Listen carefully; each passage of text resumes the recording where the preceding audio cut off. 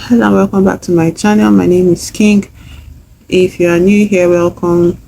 Join the channel, like, subscribe. If you are not new here, hello, it's me again. Today I want to talk about a poem, but before I start talking about the poem, I just want to give you a little bit of context to the way everything came together. So I woke up yesterday morning and I was like, oh, I have to read a poem today. I just wanted to read a poem, not for any, it was just an instinct in me to read poems. And so I took my copy of William Yeats anthology that I have, and the poem I had stopped at, the one that was next, that bookmarked, was Ephemera. But like before, like as I was reading Ephemera, it just related to what I was going through currently, what I am going through currently. And I was like, wait, this poem is speaking to me. And it was like a light bulb went off in my head, and it was like, wait, this is how people enjoy poems, this is how people read and connect to poems, and also this is how people write poems, the coming together of meaning, and using words, to flesh out that meaning in the most beautiful way possible, the most artistic way, you are creatively inspired to. And I think that is what happened. That is how great poets do their work. So anyways, I was like, touched, and I went on this whole reading. I just had this moment of reading here, and it wasn't just about reading the lines or getting to the end. It was about connecting to every word, that I saw on the page, and relating it not to myself but to the picture that this author was probably trying to, or this poet was probably trying to paint, for himself and for people that will come across his work. And this author Yeats is from Ireland, okay, and he participated, I think, in their freedom fight. Ireland is a country that has a history of fighting colonialism. They are British colonial masters. So, anyways, I enjoyed myself in the morning, all of the day, all through the day, you know, just enjoying the poem and enjoying reading it. And then at night, when I was like inevitably scrolling through TikTok, I saw this whole movement to keep Irish, or to keep Ireland Irish, and it was icky to see, you know, I don't know, it was just icky to see that the idea of keeping Ireland Irish is to kick people that don't have the same color of your skin, not to kick out people that are not Irish, because if you're American or if you're white, you can stay in their fucking country. But when your skin is dark or doesn't look like their fucking skin, you need to get out of the country. And it's like, are you stupid? Are you dumb? Like, you don't have the right to kick anybody out of anywhere. Understand that, like, you don't have any fucking right, especially when you are on the heels of still fighting for your own what do you call it, your own republic till now. So anyways, it was just annoying that because this poem took me to even Celtic mythology, their history, just finding out about deep things about them, their history and everything. And I'm like enjoying myself, and you're telling me the modern day people are so disgustingly bigoted and narrow minded and just idiots. Like, it was so polarizing. Like, my brain was just, are you mad? Are you, like, what is all this? But regardless of that, I still want to appreciate, I'm still going to talk about the poem, because at the end of the day, art cuts across borders. Because tell me, if you are going with the ideology of keep Ireland Irish, then, like, different people across the country, across the world, should not have access to your art, should not enjoy your art. Like, they should not be included in your celebration of your culture either. Everybody should just face their own culture, which is very stupid, very, very stupid. It does not have any basis in reality. But so, as an act of resistance, I'm going to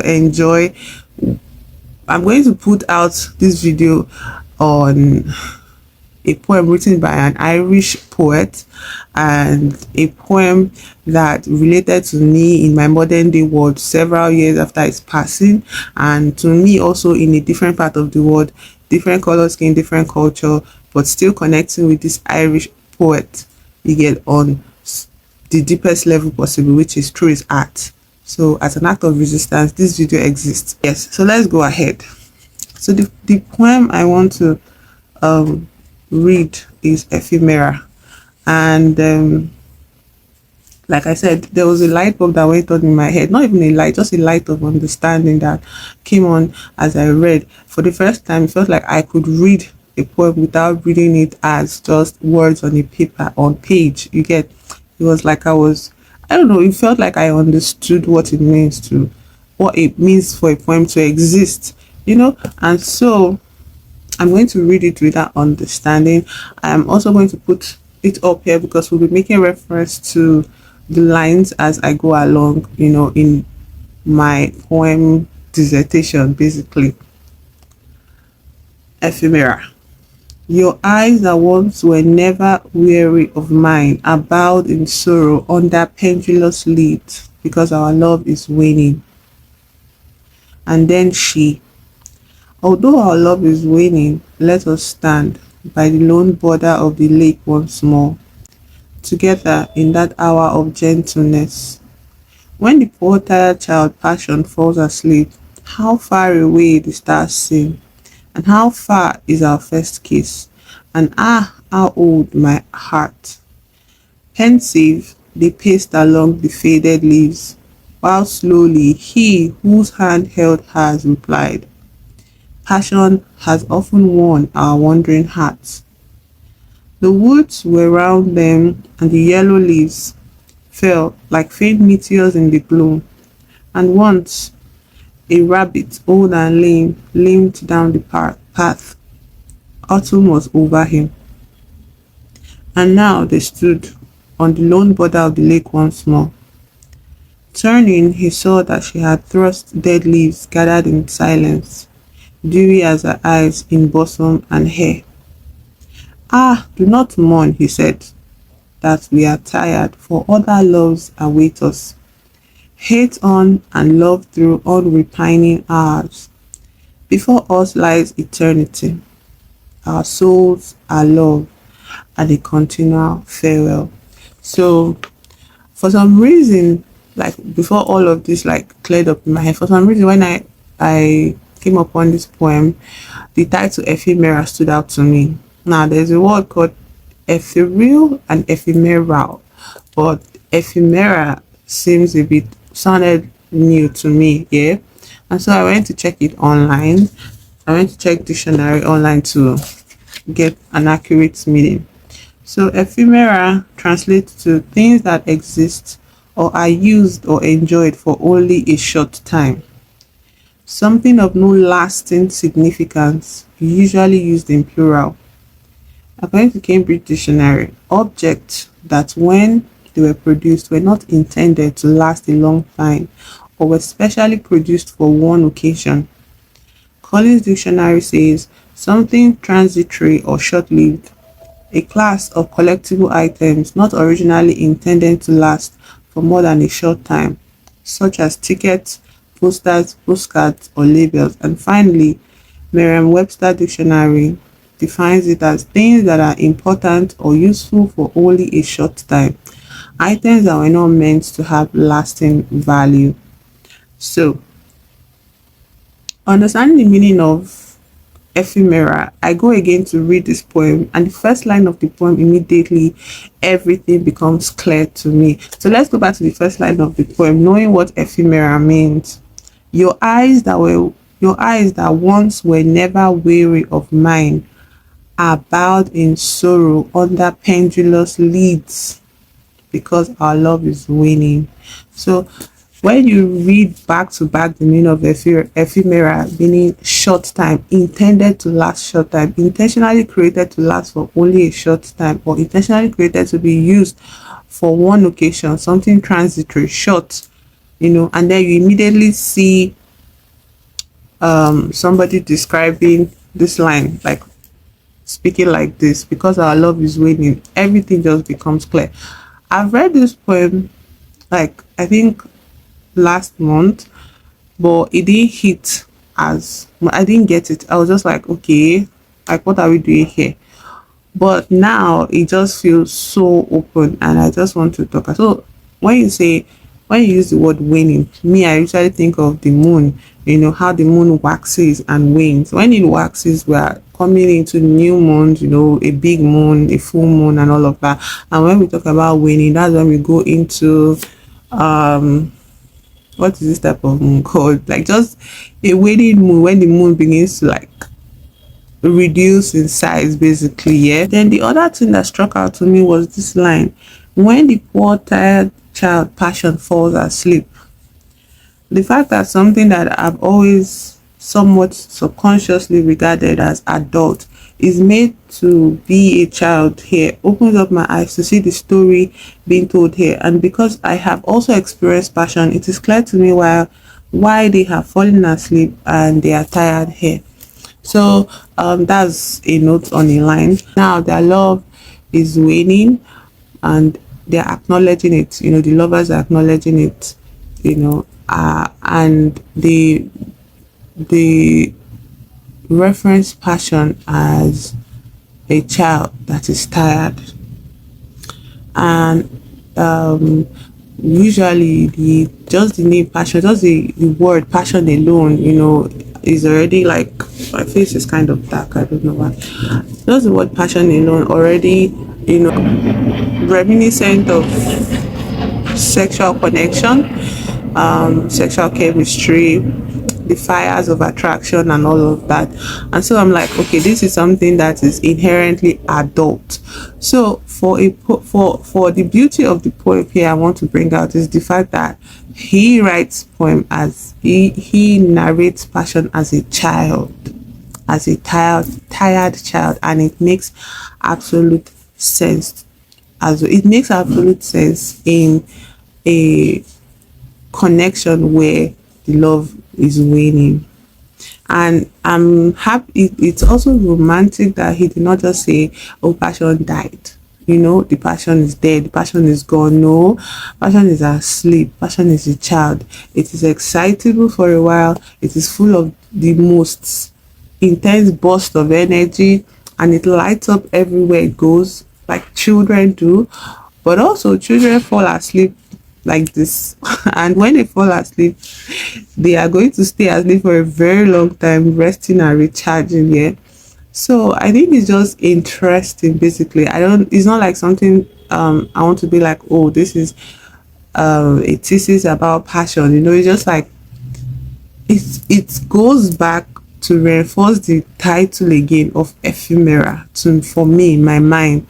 And then the way they are describing each other's expression of their waning love. Yeah, the love is waning and it is showing up in the way they behave with each other.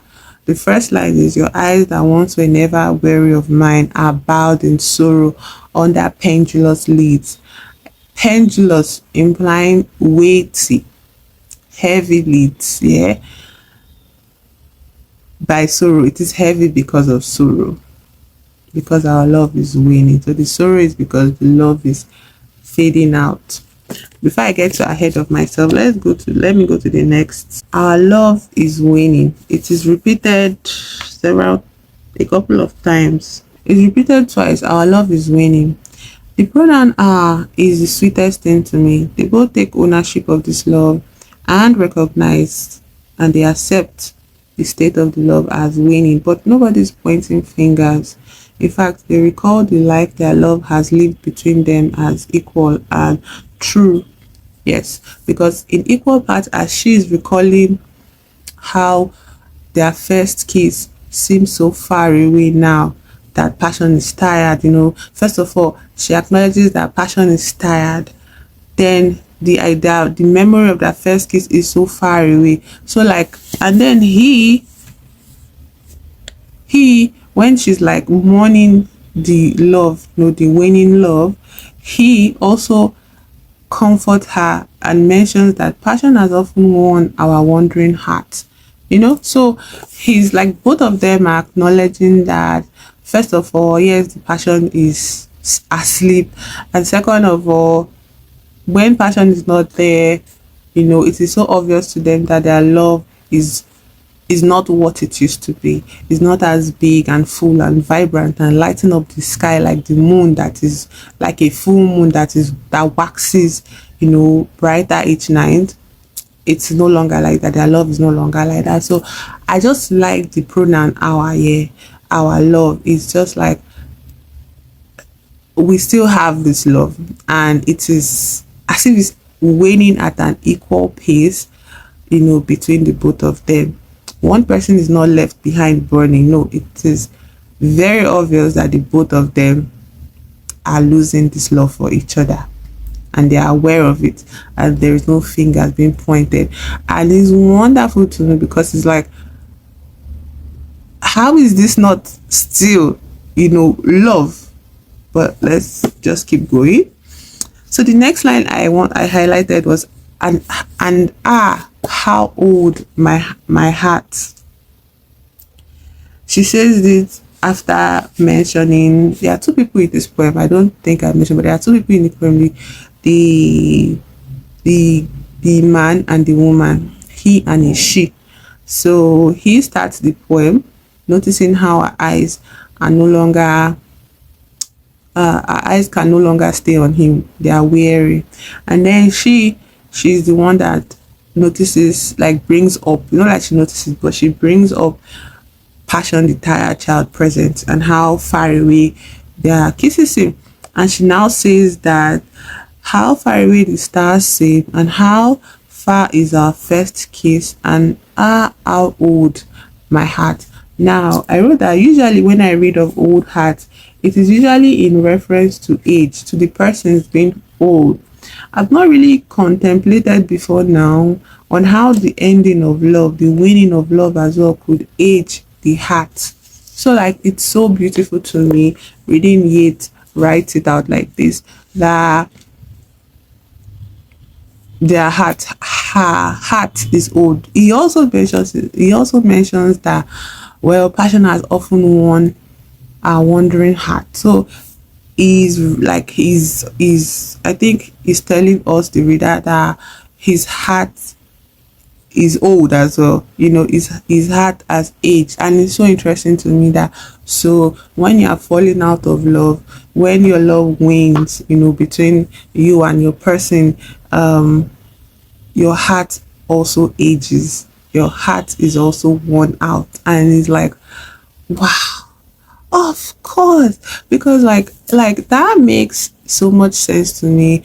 Obviously it makes sense, like if you pay attention, it makes sense to anybody, but like personally, yeah, there are some kind of connections you be in, and just the loving of them, it just makes you feel as if your heart is ripping into shreds, which it's a kind of weird sort of thing to call love, but let's just call it love.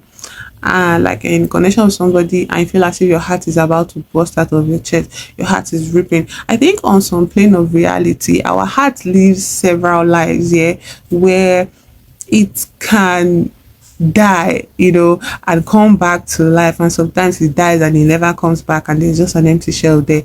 Or sometimes your heart is shriveled and shrinkled and wrinkly and mean and black, and then it becomes watered and it blooms forth into like the most beautiful rose. Like, I feel like the way the heart, I think the heart is not just anatomical, yeah. I think the heart is an immortal living entity that has its own form of sentence and existence on a certain plane of reality. And I like that this poem is making me, kind of like, not kind of, but very much validating this not really articulated train of thought that I've always had in my head. Because sometimes it's like, oh, this person behaved this certain way to me, and my heart breaks into a tiny million pieces, and then they do something that makes it feel better, and it's like, what about the tiny million pieces? Where is that shard? Where are those shards going to? And it's like, no, my heart doesn't need those shards anymore. My heart is full, my heart is healthy, my heart is happy and vibrant, and it has nothing to do with the physiological or anatomical health of my heart inside my body. It is my heart on its own plane of reality. Like, I want to say that, over and over again. So let's go to the next line. Now the next line goes, passion has often won our wandering heart. So this is the part that I think I feel a little bit unsure of. When he replies, passion has often won our wandering heart, is like, do they both, like in the midst of them loving each other, yeah?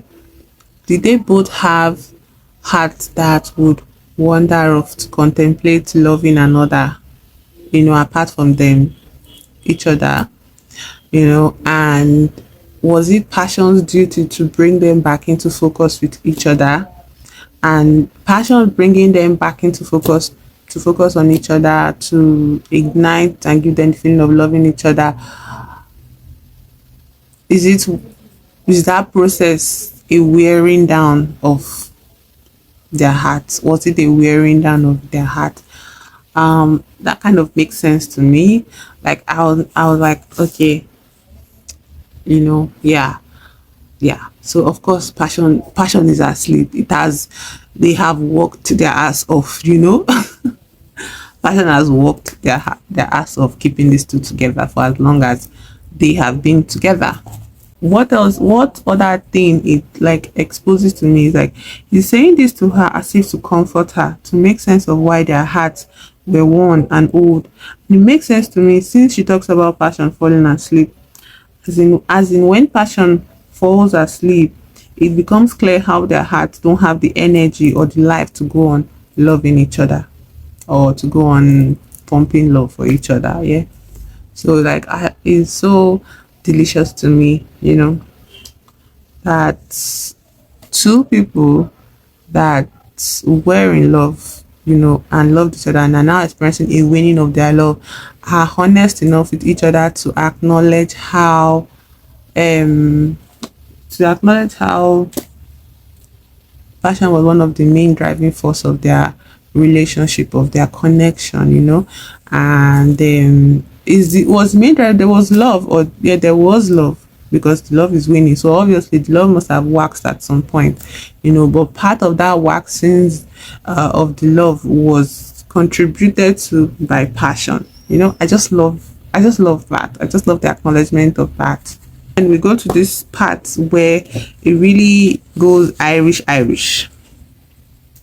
A rabbit, old and lame, limped down the path.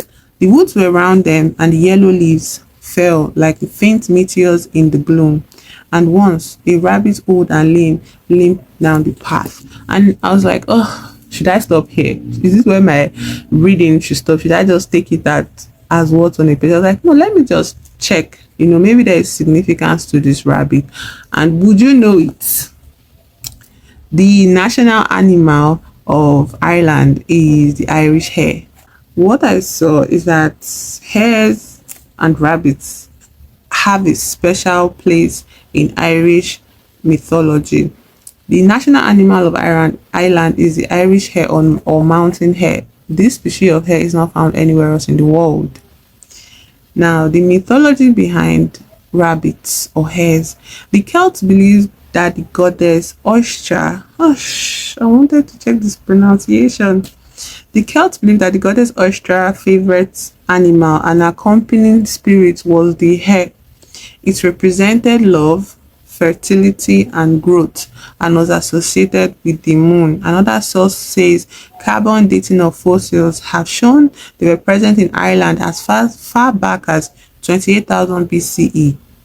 And then again, the Irish hare is sometimes depicted as a lunar creature. So now everything is just kind of coming together in my brain, but I don't have the articulateness to bring it together coherently. But I just want to say, there is a rabbit, there is talk of love waning, and waning is usually associated with the phases of the moon. The moon waxes and the moon wanes. Yeah. So like, it just blew my mind. Like, wow, somebody actually put thought into writing this poem. Now, yeah, William Butler Yeats won, is it a Nobel Prize? Yeah, he won Nobel Prize for Literature in 1923. So he's not just Kwekwe, he's like up there. You get? So it's like before, like when I started my interest in poems, like around 2016, um, I didn't know where to start from. Like I didn't go to an art class, in secondary school, like I said, which I've always wanted to do. So I just felt like, okay, I have the words rolling around in my head. I have the words singing in my heart. How do I put this on paper that can, just do something for me and for everybody else? So I started putting words, started posting on Instagram. Then Instagram was a bit okay. I started posting on Instagram on an old account or later hacked, fuck that person, whatever. But like, even at that, like I didn't feel like I was writing it. To get, I don't know, obviously there was like a lot of self-esteem issues, self-worth, self-everything issues going on, trauma and all that. But I felt like there was something missing. You get? And I don't know if it was because I was disqualifying myself of like, oh, I didn't go to an art school, I didn't study art, so maybe whatever I'm writing is trash or something. But it's like after a while I stopped it, because Instagram is not the place to display your art, especially if you're a fledgling. Some people do it and they find peace. Not for me, sha, because I was looking for some sort of validation for what I was writing and I didn't get it. It was not enough. People would be like, oh, this is nice, the words are cool, and I'm like, this is not what I want. I wanted something to click for me about poems, about poetry in general, and why these people are considered great. What is so great about Yeats? What is so great about Dickinson? What is so great about, all of them? And like what is so great that people keep on reading it for ages to ages, and in this moment I get it. It just became so clear to me. The hair, the rabbit, the moon, the love waxing, like waning, like it just became so clear to me, and I don't think I have the words to put it together. I just know, okay, like this is, yet obviously he's a native Irish man. Yeah, he's literally Irish. Yeah, so he probably grew up with all this mythology, being passed down as oral tales and all of that, and I'm sure he studied it in school as well. So like, just that knowledge coming together into this one poem is like, and he had written tons of poems. Like, how does he bring all these things to life across his works, and they remain consistent and persistent, like throughout, and it's so beautiful. It's kind of like when you realize this is the art style of somebody, and like two people can draw the same thing and you can appreciate one more than the other, appreciate them differently because of the presence of their art style, their signature. So I feel like in poetry too, it's not just about throwing words out. I think what I was looking for was my signature. I wanted to not just put words out there. I wanted my words to have a signature, and that signature would convey the feeling inside of me through the words. Do you get? Words by themselves are okay, but like they're not enough. Okay, like it just feels like, nowadays discourse of poems and poetry, and people shitting on Rupi Kaur, what's her name? And me too, like her poems don't do it for me. And I've never said that poems don't do it for me, in a public space, because I didn't feel I had the qualifications to judge her work. Do you get? So now I can say that her poems don't do it for me because I don't get that click when I read it. I don't recognize, like, she has her signature, very obviously, but her signature does not work for me. And that is just what it will be. I won't say she's not qualified or she doesn't have the literary, background or backing or whatever. I don't care. Like, her signature just does not do it for me. Okay, now I recognize, I've not finished painting it. I don't fully understand or grasp Yeats' signature, but in this one poem I've seen something of it, and I think this is right up my alley. So now back to the rabbit. The rabbit, old and lame, limped down the path. The rabbit being old and lame could be a symbol of their waning love as well, going on to say autumn was over him. Now the mentioning of autumn Autumn is a season of rest, of death, of quiet. It is a time of the year that acts as a transition between summer and winter. Autumn is the time of harvest and is generally regarded as the end of the growing season. So again with phases of the moon, again with end of growth.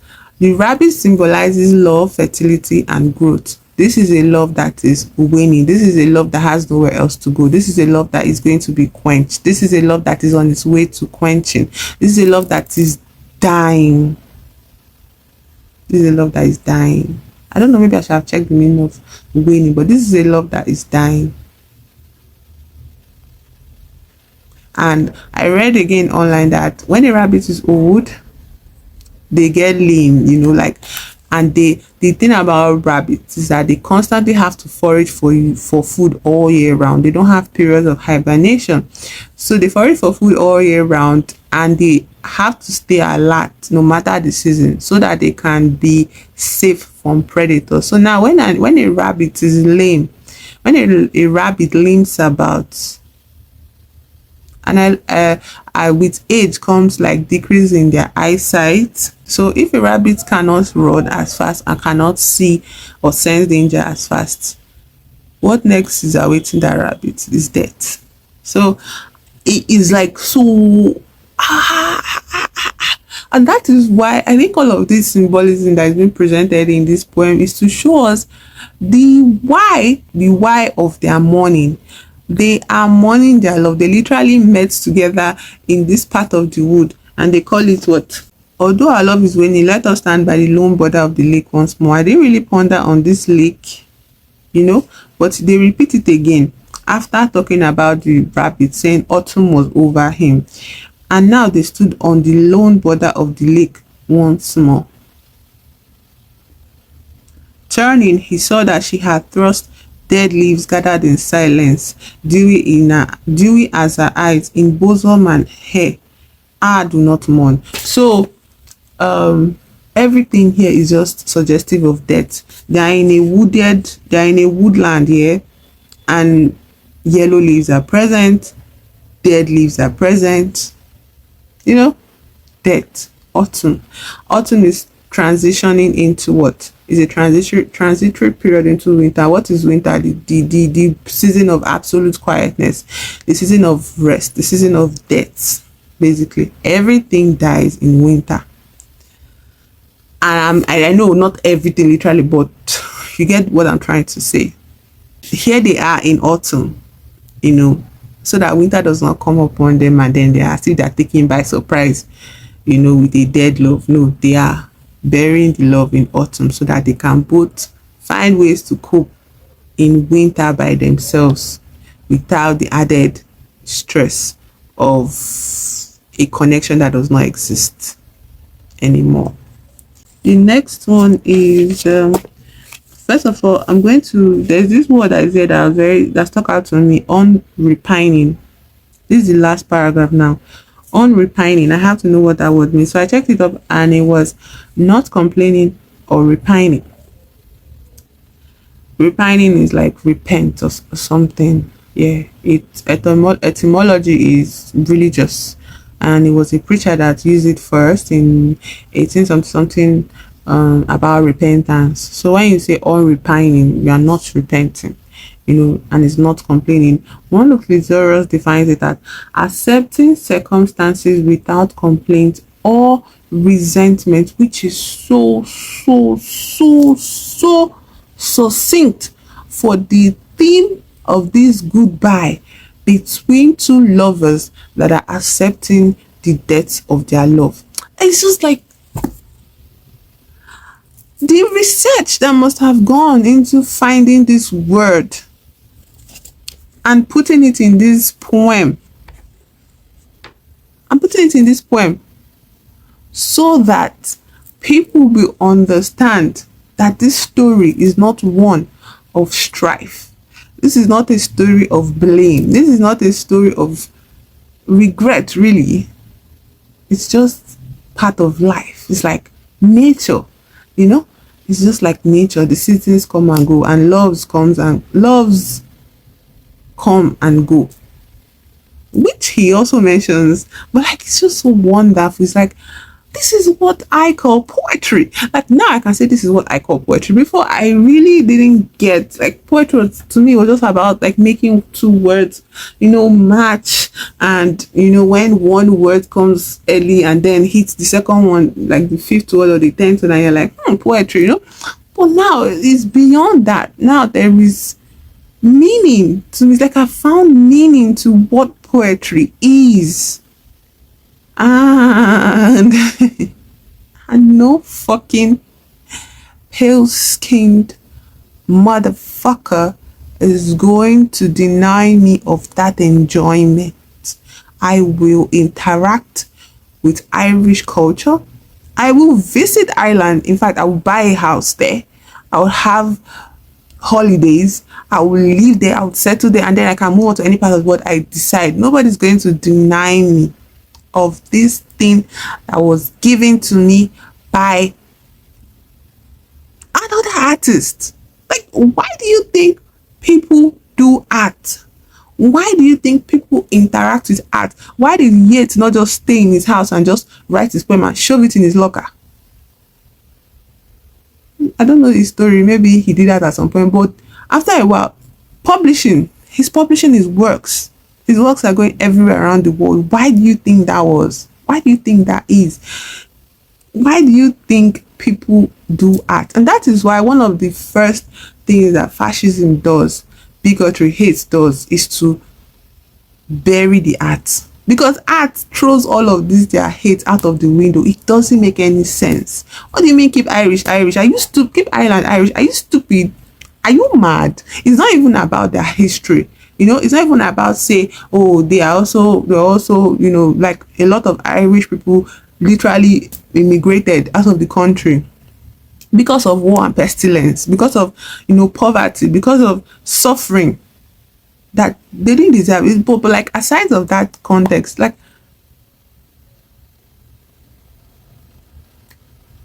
why are we in this world? Like, why are we here? Why are we here? What are we doing here? You stay in your house and lock your doors. Basically what you are doing when you say all this shit like kick immigrants out. Immigration policies needs to be changed.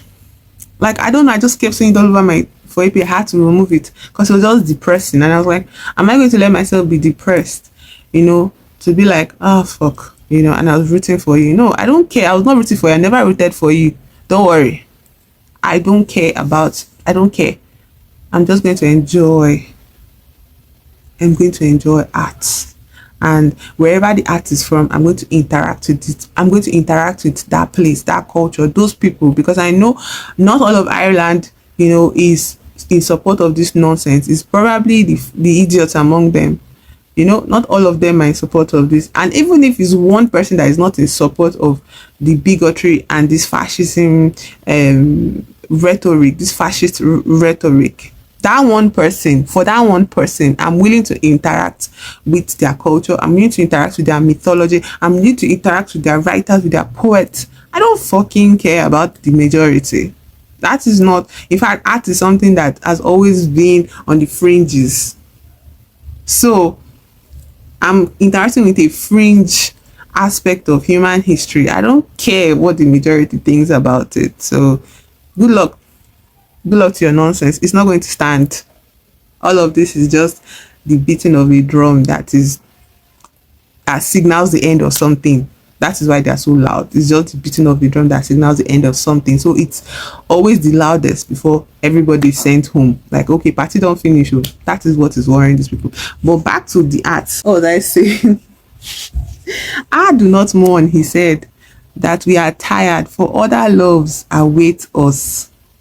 And I wrote, in the moment, I love how the reason for this end is simply because they are both tired, both aged out of this love, and yet she mourns and he comforts her. How they both have this ceremony of farewell to it, wherein they acknowledge its waning together in that hour of gentleness. That's a quote. They are both pensive, but accepting in this woodland of yellow and faded leaves in autumn, in the gloom, because it is dark. there is no moon out. The moon has waned like their love. The moon is waning, is in the phase of waning, just like their love, while holding hands. You know, like it's a whole ceremony. Like, can people even do this in real life where like you two of you acknowledge that we have outgrown this thing that we thought would last forever, you know? And I don't just want us to go, like I want us to go somewhere and just celebrate what we had. You know, like that could be a form of separation that doesn't have to hurt. It wouldn't leave any trauma, and in this point nobody, it's not like it's closure, because it's the start of something new. Again, me using that line it's the start of something new.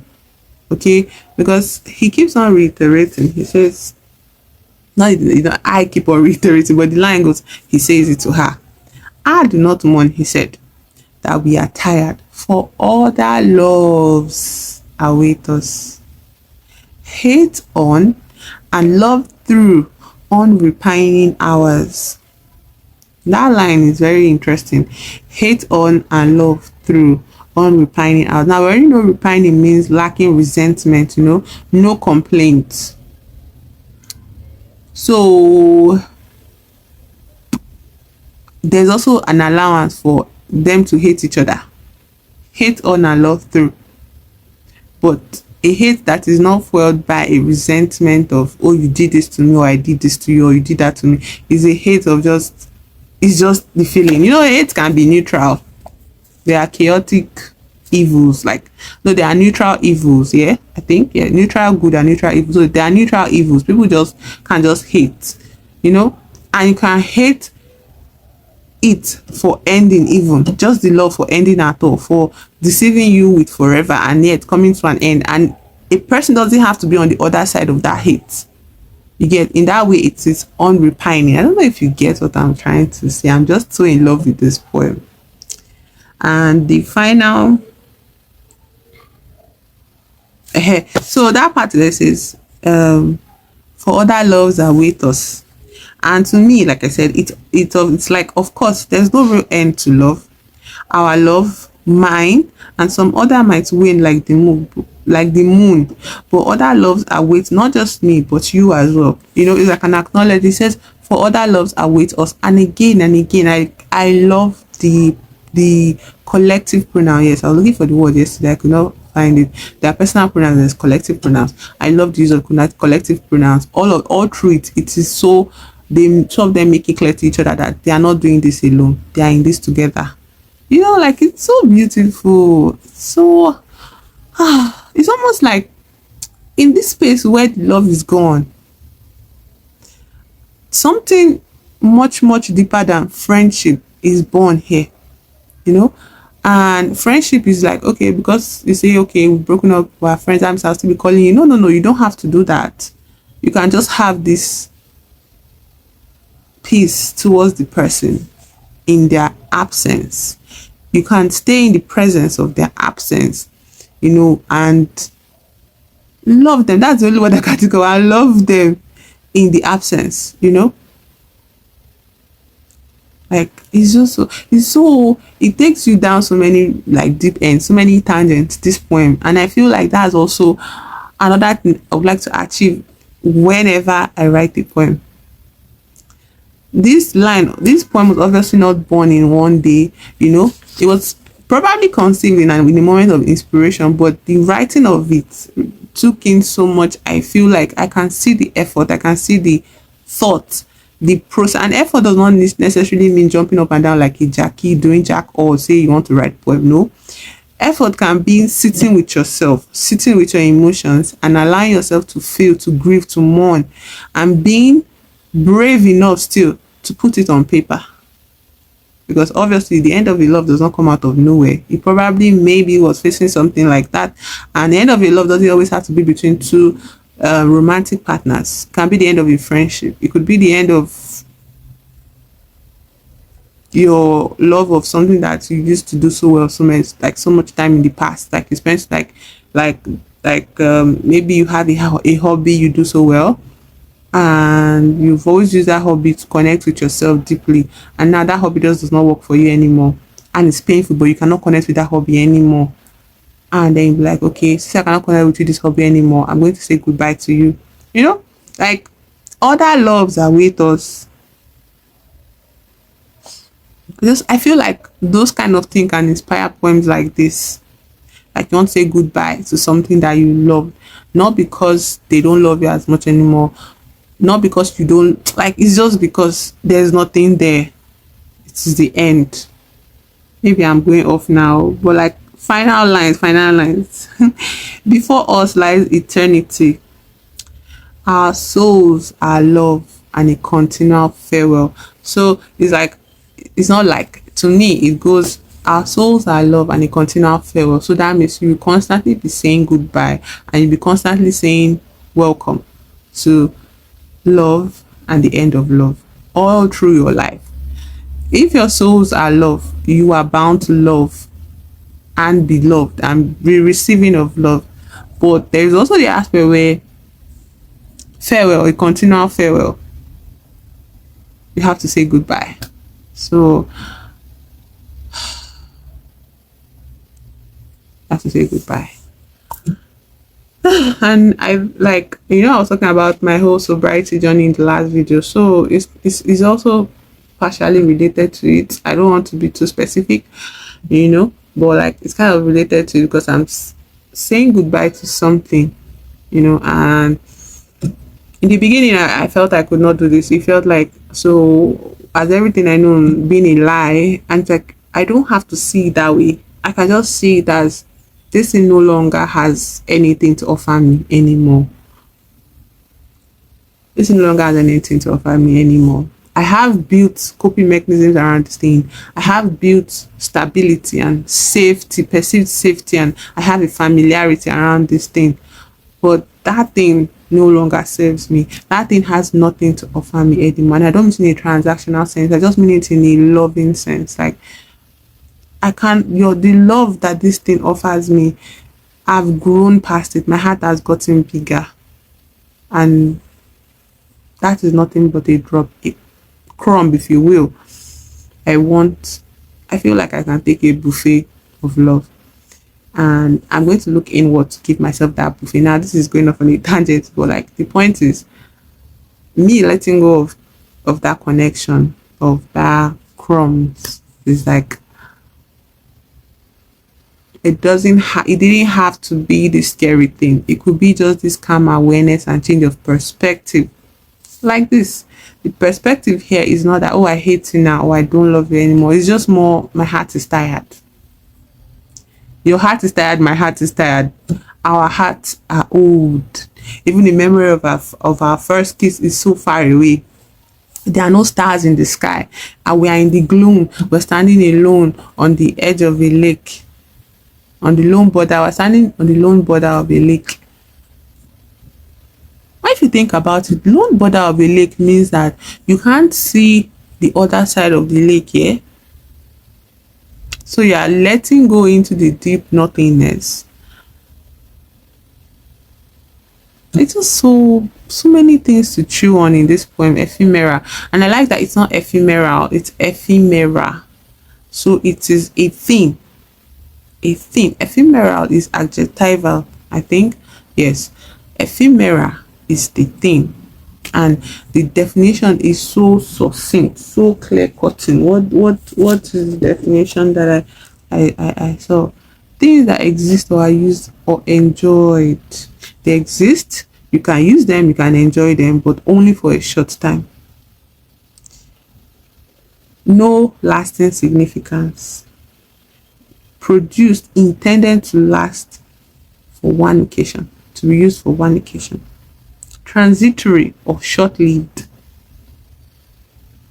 They are important, they may be important, and they may be very well useful, but only for a short time. They have no lasting values.